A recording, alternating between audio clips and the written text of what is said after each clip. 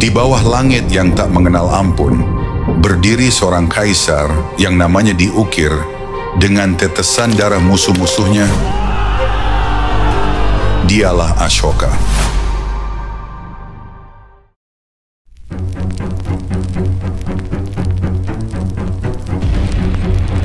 Ia adalah badai yang berhembus dari Magadha, dan di setiap langkahnya, tanah bergetar ketakutan.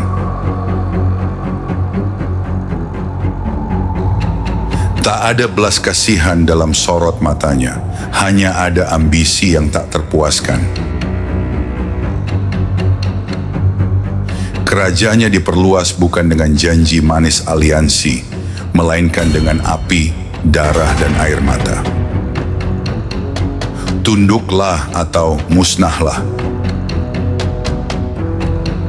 Ashoka bukan hanya seorang raja, ia adalah takdir yang kejam, sebuah manifestasi dari nafsu akan kekuasaan yang tak bertepi. Lalu, matanya kini tertuju pada Kalinga, sebuah kerajaan yang menolak untuk tunduk, sebuah lilin yang berani menyala di tengah kegelapan yang ia ciptakan.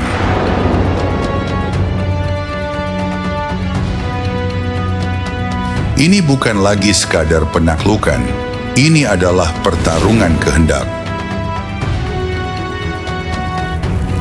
Genderang perang ditabuh dan bumi pun bergemuruh.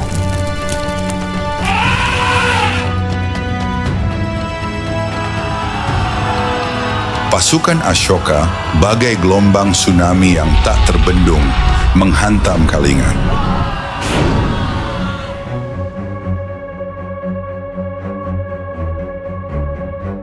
Bekikan pertempuran bercampur dengan jeritan kesakitan.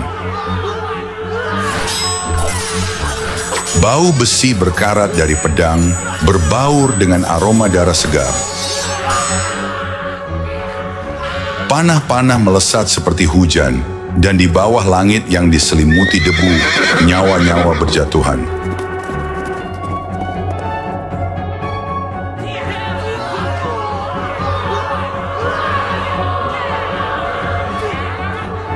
Ashoka dari puncaknya menyaksikan semua itu.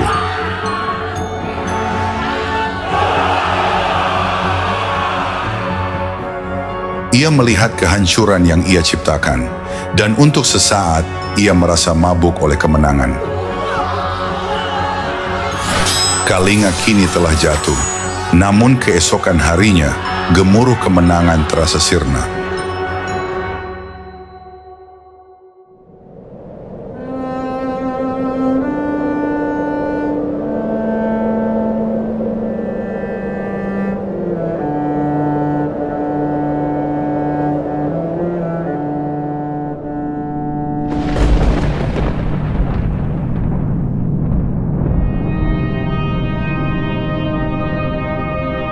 Ia melangkah ke medan perang yang kini sunyi, hanya diisi oleh suara isakan yang samar.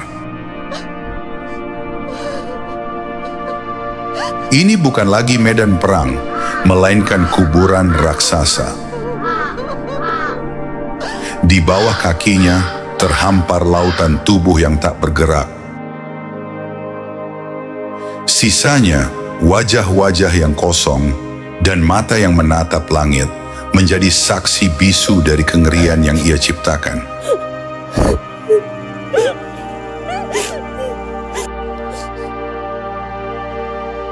Ashoka melangkah melewati tumpukan mayat. Di sana ia melihat seorang ibu yang memeluk erat tubuh anaknya yang tak bernyawa. Di sana ia melihat seorang ayah yang kehilangan segalanya.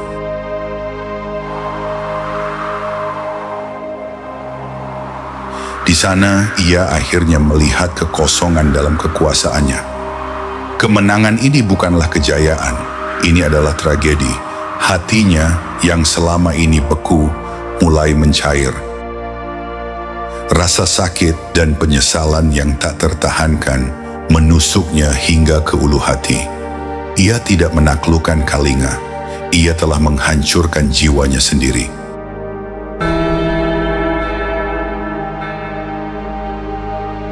Di tengah-tengah kehancuran itu, ia melihat seorang biksu duduk dengan tenang, matanya memancarkan kedamaian yang tak terjangkau. Kontras yang terlalu menyakitkan bagi Ashoka. Biksu itu bukan hakim, bukan musuh, ia hanyalah cerminan dari kedamaian yang tak pernah ia miliki. Di saat itulah, di tengah keputusasaan yang terdalam, Ashoka tahu ia harus berubah. Ia tidak bisa lagi hidup di atas penderitaan orang lain. Ia meruntuhkan mahkota keangkuhannya, membuang pedang kekuasaan, dan memilih jalan yang baru.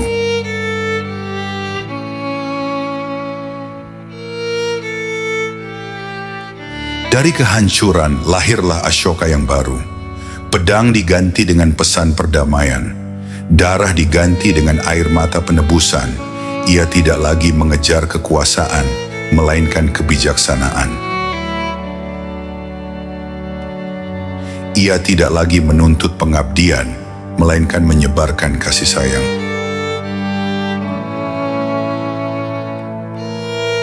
Sejarah mencatatnya sebagai penakluk yang paling kejam, tetapi pada akhirnya ia menjadi kaisar yang paling bijaksana.